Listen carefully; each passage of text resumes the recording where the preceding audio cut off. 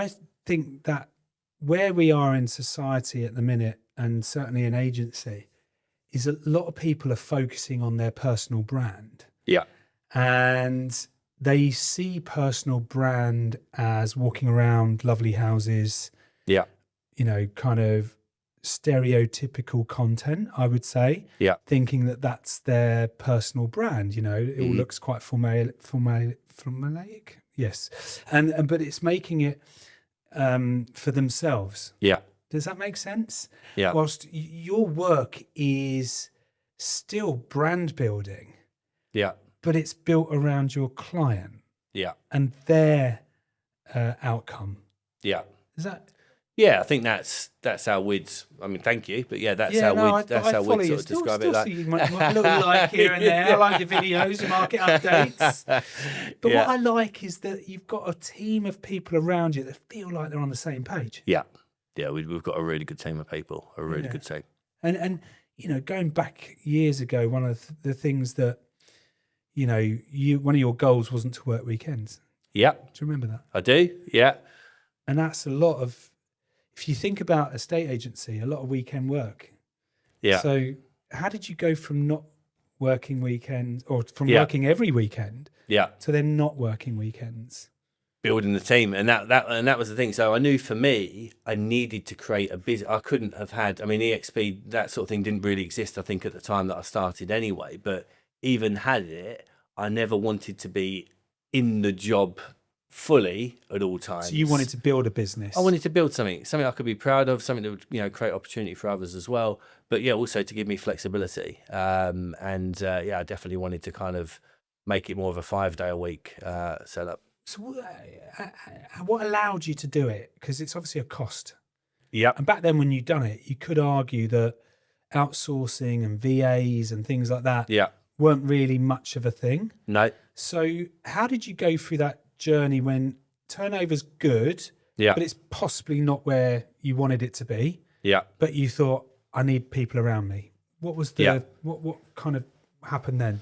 I think just putting back into the business and sort of, you know, making sure that I sort of don't take everything that I could take in order to try and sort of build it further, with more of an eye on kind of where I wanted it to be a few years down the line. So it's a longer term. How did you find people? Do you know what? We've maybe unusual to a lot, but virtually everyone that sort of works for us now has bought or sold a property for us, and we found that's the best way of recruiting. And it's interesting because I know a lot of people say recruitment's really difficult. I've never found it difficult. I've never found it like we put something out on our social media and we get loads of great people coming to us that I think all of them, you know, a lot of those would make great agents. I really do. They've experienced the service. Well, that's the thing. You think, you know, look back to me when I was like 22, 23, I thought I knew everything. Yeah. You know, I thought it was amazing, knew everything. And obviously you look back, you realise how little you did know. But, you know, someone who's been through the process of moving their family, they understand what that feels like in a way that at 22 years old, I don't think you can possibly comprehend that because you've not done it. Finding people that way has worked really well, because I think what it's also done is it's meant that the people that have come on board are people that have bought into how we do it. So they've already experienced it as a client. They sort of know that feeling, and it's their, you know, they just get it from an earlier point. I love that. That's a really good sign of a really great business. Do you feel if you didn't hire people, you'd have burned out?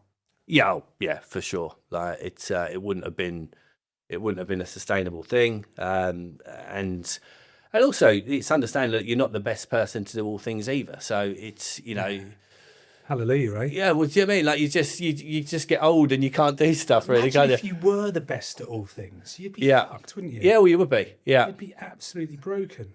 Yeah, but I think that's a mistake a lot of people make, and that's that classic self-employed person who's technically very good at things but won't let go.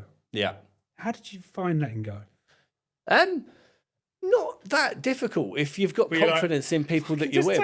Yeah, please do that. Yeah, you could have that. You could do this. You could do that, and then you sit there and go, right, I'll just focus on valuation. Yeah, do you know what I mean? So I think finding the right people is the thing that makes that much easier. Well, just on that, then, sorry, mate. Yeah, you attracted them. How do you know if they were the right people? You just get a feeling. So again, it's hard to define that and articulate it. But I think I've always values or we did. vision Had sort of company values. And to be fair, our process in the earlier days, and probably partly taking them from you, we used to do sort of disc profiles and sort of all these sorts of things as part of that sort of recruitment process.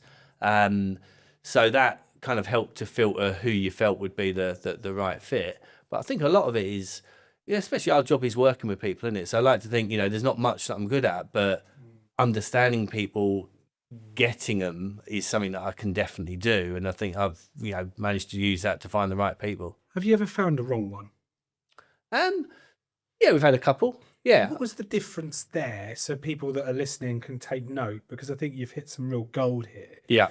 And when you did maybe have them, did you sit with them for too long in the business? One person lasted 3 days, and that was because I was waiting for an email back from the HR company to make sure I couldn't do it on the second. So yeah, in that sense, that was pretty quick. The red flag? A total inability, if I was being brutally honest. But then we did have someone else that was actually objectively good. She was good. She could do the job, and she could do a lot of parts of that job very, very well. But she didn't fit us. She just wasn't really aligned with how we see things and do things.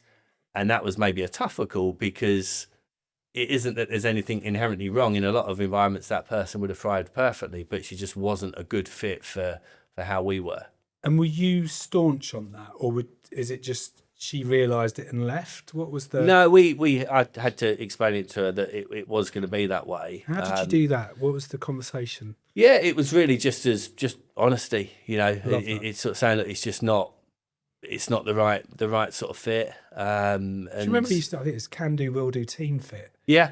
So most people do have the capability. Yeah. As a estate agency isn't that difficult. No. If you like helping people and you genuinely care. Yeah. I think beyond that, everything you can learn. Yes. Yeah. But that's interesting. I remember something you said years back, but you said, look, if you had to sack everyone in your team today, who are you re-employing tomorrow? And if you wouldn't re-employ them, it means they shouldn't be there. I've made this mistake though. I've do you know what? I honestly think that one of my biggest strengths is also one of my biggest weaknesses. Yeah. I see the best in people. Yeah. And I think over the years, I've believed words over behaviours. Yeah. Behaviours don't lie, do they? No. Behaviours are a biggest sign. So if you're listening to this and you've got that question that Andy just asked in your mind, which is if you did have to make everybody redundant today, who would you re-employ? Yeah. It really is polarising. Mm. And, because we're quite optimistic. Yeah. You always think, well, they'll get there. Yeah. And also loyalty is a big thing for me. No. So it's a huge, so that is a flaw for me, but it's if someone's been with you and they're in your, it's very hard to not see the best of them. Yeah. The trouble is, what happens is you don't actually end up being really honest and candid. Yeah. If you see the best in them and you hope they're going to do well. Yeah. You end up, like I did, is you can end up maybe asking them questions that they're going to give you the right answer to. Yeah. And I don't think I ever consciously did it. But where I've got to now, it's like, what's important to me? What don't I want? So I'm going to start there. I don't want people that are kind of like one thing to my face and then behind my back, they're the fucking opposite, right? Those people, they freak the shit out of me because you never know which one you're going to get. All of a sudden you hear that they're doing more work behind the scenes than they are on the scene, and you'd speak to them and everything's great. And then the next thing they're not around anymore, or they're saying other shit. And you just think, I just want people where I go, you all right? And they go, no.